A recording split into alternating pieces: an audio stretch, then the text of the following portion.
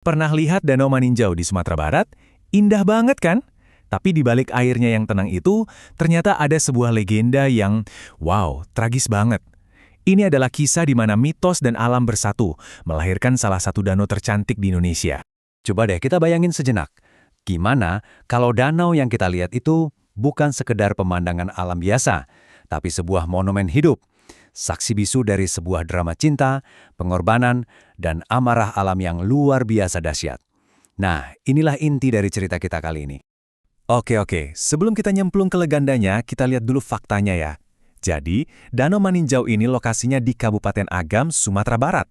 Dan ini bukan danau biasa loh. Ini adalah danau kaldera vulkanik yang luasnya hampir 100 km persegi. Kebayang gak sih gedenya? Kedalamannya aja bisa sampai 165 meter. Gila, dalam banget. Dan yang bikin lebih merinding lagi, para ahli geologi itu memperkirakan kalau letusan gunung berapi super dahsyat yang membentuk danau ini terjadi sekitar 52.000 tahun yang lalu. Angka yang seolah-olah jadi jembatan antara sains dan legenda yang bakal kita selami sekarang. Nah sekarang, yuk kita putar balik waktu jauh ke masa lalu. Dulu banget, sebelum danau ini ada, di kaki Gunung Purba yang namanya Gunung Tinjau, ada sebuah desa yang tentram. Disinilah semua drama ini dimulai. Jadi, di desa ini kita kenalan dulu sama tokoh-tokoh utamanya. Ada Bujang 9. Ini 9 orang kakak beradik yang disegani banget. Yang paling tua dan jadi kepala keluarga namanya Kukuban. Nah, mereka ini punya satu adik perempuan bungsu yang cantik banget, namanya Siti Rasani, atau panggil aja Sani. Ada juga paman mereka yang bijaksana, Datuk Limbatang, dan anaknya yang baik hati dan jagoan, Giran. Di tengah kehidupan desa yang kelihatannya adem ayem, ternyata ada cinta yang bersemi diam-diam. Dengan kata-kata puitis inilah, Giran akhirnya memberanikan diri buat ngungkapin perasaannya yang udah lama terpendam ke Sani. Inilah awal dari kisah cinta mereka yang bakal mengubah segalanya.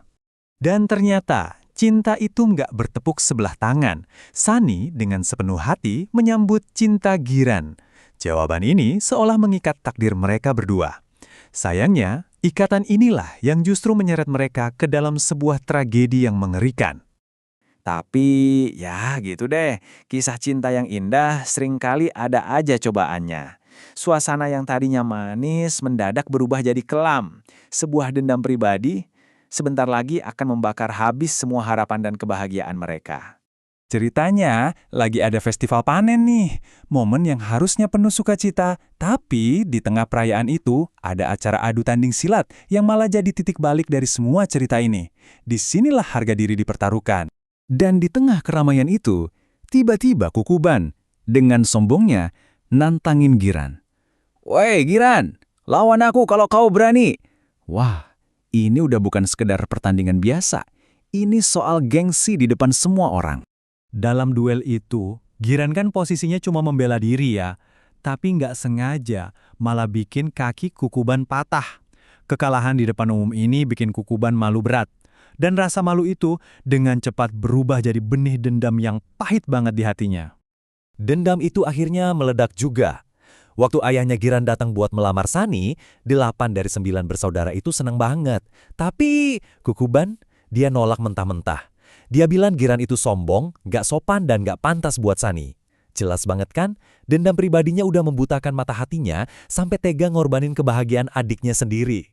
Dan inilah momen yang jadi pemicu segalanya. Suatu hari, kaki Sani nggak sengaja kena duri. Giran sebagai orang yang peduli langsung menolong dan mengobati lukanya. Sebuah tindakan yang tulus kan?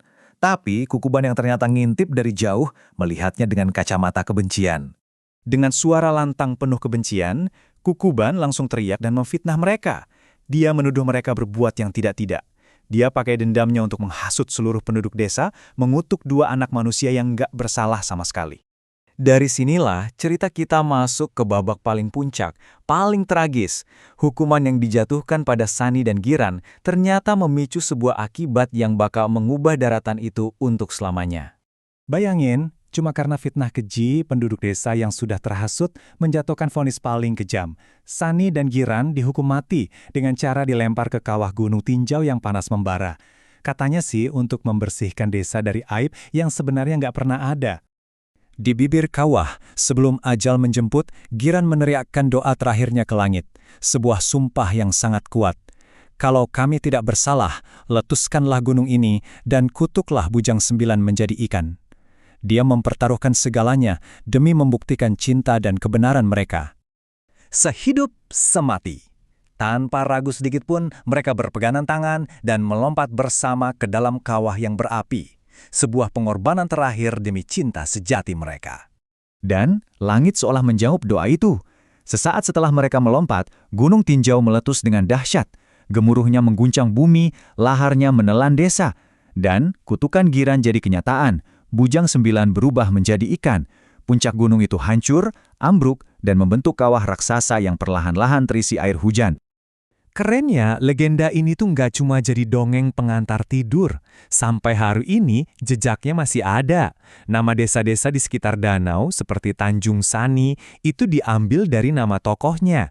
Dan konon, ikan Karyayo yang besar di danau itu adalah jelmaan Bujang 9. Sementara para penuduh mereka menjadi ikan rinwak yang kecil-kecil, yang sekarang malah jadi makanan khas di sana.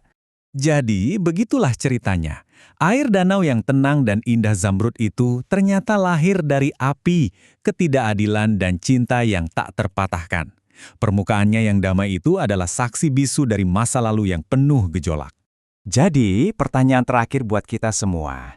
Lain kali kita melihat danau, gunung, atau lembah yang indah, coba deh berhenti sejenak. Siapa tahu, di balik keindahan alam itu, ada gema dari sebuah kisah manusia yang luar biasa, yang sedang menunggu untuk didengarkan.